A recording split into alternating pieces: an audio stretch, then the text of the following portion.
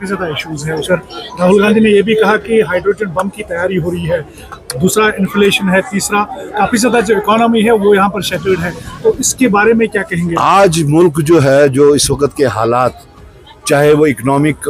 हालात हों, पॉलिटिकल हालात हो, उनके बीजेपी के इंटरनल हालात हों, तो ये एक ऐसे दहाने पे खड़ा है जहाँ पे मुल्क बिखर सकता है। तो मेरे हिसाब से अगर इस मुल्क को बचाए रखना है तो यही गांधीयन फिलॉसफी है, जिसकी इस वक्त वकालत और क़यादत दोनों चीज़ें जनाब राहुल गांधी जी कर रहे हैं, और जिसकी पज़ेराई पूरे मुल्क में फैलती जा रही है। वोट चोरी का जो मामला है वो न कि सिर्फ एक सैलाबी सूरत बल्कि एक सुनामी की सूरत इख्तियार कर चुकी है। छोटे छोटे बच्चों के मुंह पे आज अगर आप जम्मू कश्मीर में भी देखें, यहाँ कश्मीर में श्रीनगर में भी देखें, यहाँ पे छोटे छोटे बच्चे जो गलियों सड़कों पे खेल रहे होते हैं वो भी कहते हैं कि वोट चोर गद्दी छोड़। तो ये जो एक्सेप्टेंस लेवल जो है इस नारे की, इसकी अहमियत जो है वो यहाँ के लोग समझ चुके हैं और ये चीज़ मान गए हैं, ज़हनी तौर मान चुके हैं वो, कि अगर इस वक्त बीजेपी सरकार बरसर इक़्तिदार है तो वो जायज़ तरीके से नहीं है, वो लेजिटिमेट तरीके से नहीं है, वो ऐसे हथकंडे इख्तियार करके बैठी हुई है जो कि टोटली गैर जमहूरी। जिस तरह से कारा काला जो प्रभाकर है, he is a great economist and political commentator as well as the husband of finance minister Nirmala Sitharaman. उन्होंने कहा कि ये जो बीजेपी की हुकूमत है वो लॉन्ग लास्टिंग अब चलने वाली नहीं है। उस स्टेटमेंट को आप कैसे देखते हैं? देखिए, मैं उसको as husband of Sitharaman ji नहीं बल्कि एक रिस्पॉन्सिबल शहरी के तहत एक ऐसा शख्स जो इकॉनमी के ऊपर दस्तरख्त रखता है,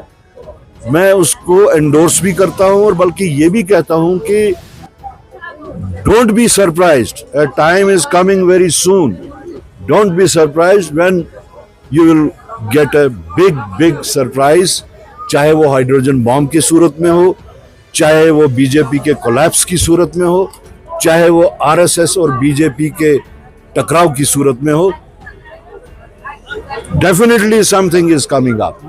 साहब, चूंकि अब असेंबली सेशन शुरू होने जा रहा है, एक सिटिंग एमएलए अभी जेल में है, तो आवाजें आ रही है, लेकिन ये भी इल्जाम है कि एक इलेक्टेड गवर्नमेंट खामोश है इस पे। सो आप इसको क्या कहेंगे, और साथ ही क्या आप कहेंगे कि नहीं, सरकार का ये तो प्रेरोगेटिव नहीं है, ये प्रेरोगेटिव असेंबली के स्पीकर का होता है या पार्लियामेंट के स्पीकर का होता है। हमारे सामने एक एग्जाम्पल जो है, बिल्कुल रीसेंट एग्जाम्पल, जब पार्लियामेंट मेंबर इंजीनियर रशीद साहब जो उस वक्त तिहाड़ जेल में थे, उनको अलाउ किया गया, उनको कोर्ट ने भी अलाउ किया और पार्लियामेंट के स्पीकर ने भी अलाउ किया कि वो आके पार्टिसिपेट करें पार्लियामेंट के प्रोसीडिंग्स में। तो अगर उसी को एनालॉजी माना जाए, उसी एग्जाम्पल को देखा जाए या उसी प्रेसिडेंट्स को देखा जाए, तो उस हिसाब से फिर महराज मलिक को असेंबली की प्रोसीडिंग्स में ज्वाइन करने की इजाज़त मिल भी सकती है। सर, जो मजिस्ट्रियल इंक्वायरी के आर्डर्स अभी इंसिडेंट के दिए गए हैं, उसमें डीएम जो है नहीं, वो एक भद्दा सा मजाक है। हमारी डिमांड तब भी थी, आज भी है, कि वहाँ की जो इंक्वायरी है एक जुडिशल इंक्वायरी होनी चाहिए, और वो भी एक सीनियर सिटिंग जज से के जरिए होनी चाहिए। अगर सिटिंग जज को स्पेयर नहीं किया जा सकता है, हाई कोर्ट जज को, तो वो एक रिटायर्ड क्रेडिबल जज के जरिए पे, रिटायर्ड हाई कोर्ट क्रेडिबल जज के जरिए से होनी चाहिए। साहब, जैसे हमने देखा कि 2 रोज पहले DRC में 15 से ज्यादा नौजवानों को तमाशाई पर डिटेन किया पुलिस ने, और ये कहा गया कि वो शामिल करना पड़े तो वो इस्तीफा देंगे, एक MLA को आप CM बनाइए, लेकिन मैं उस हुकूमत का हिस्सा नहीं। मुझे तो सबसे पहले इस बात की बहुत खुशी है कि जो मुहिम जम्मू कश्मीर प्रदेश कांग्रेस कमेटी ने पिछले 8-9 महीनों से शुरू की, और हमने उस वक़्त भी इस चीज़ की ऑफ़र की थी कि तमाम लोग इसमें शामिल हों, क्योंकि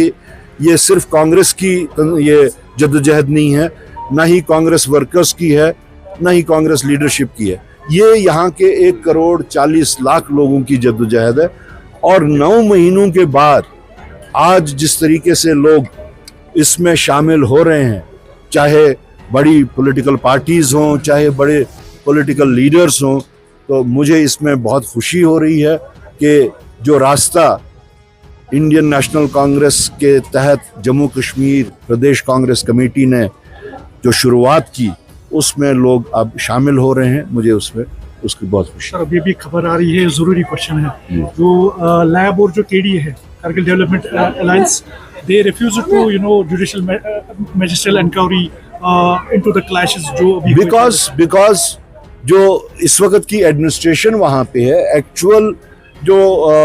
जद्दोजहद चल रही है वो तो लोकल एडमिनिस्ट्रेशन के ही खिलाफ चल रही है। तो आप कातलों को, जो यानी I am not specifying anyone, कि जिस एडमिनिस्ट्रेशन के हाथों कत्ल हुए हों, आप उन्हीं के एक अफसर को कहें कि आप इसकी इंक्वायरी करो, तो कोई भी जी होश इंसान इस चीज़ को तस्लीम नहीं करेगा। और ये एक फितरी रिएक्शन है कि जो उन्होंने उसका इनकार किया। देखिए, जहाँ तक नेशनल पार्टीज़ का ताल्लुक है, उनका ऐसे मामलात पे जो कॉल है वो सेंट्रल लीडरशिप लेती है। और उसके वास्ते 2-3 महीने पहले हमारी क़यादत में, सेंट्रल लीडरशिप ने हमारे बहुत ही बुज़ुर्ग और सीनियर लीडर जनाब दिग्विजय सिंह जी को बहैसियत ऑब्ज़र्वर मुकर्रर किया है। तो ये सीनियर लीडरशिप की तरफ से नेशनल कॉन्फ्रेंस से अगर बात करेंगे तो वो दिग्विजय सिंह जी ही करेंगे। देखिए, ये मेरा फेवर करना न करना, मेरा चाहना न चाहना, इसमें उतना शामिल हाल नहीं होगा जितना कि सेंट्रल लीडरशिप की उनका जो डिसीजन होगा, क्योंकि उनका डिसीजन जब भी होगा वो एक ब्रॉडर आउटलाइंस पे होगा। हम अपने हिसाब से रियासती आउटलाइंस को ही देखेंगे, लेकिन उनका जो है वो लॉन्ग टर्म बेसिस पे इंडिया अलायंस को मद्देनजर रखते हुए वो बातचीत हो सकती है।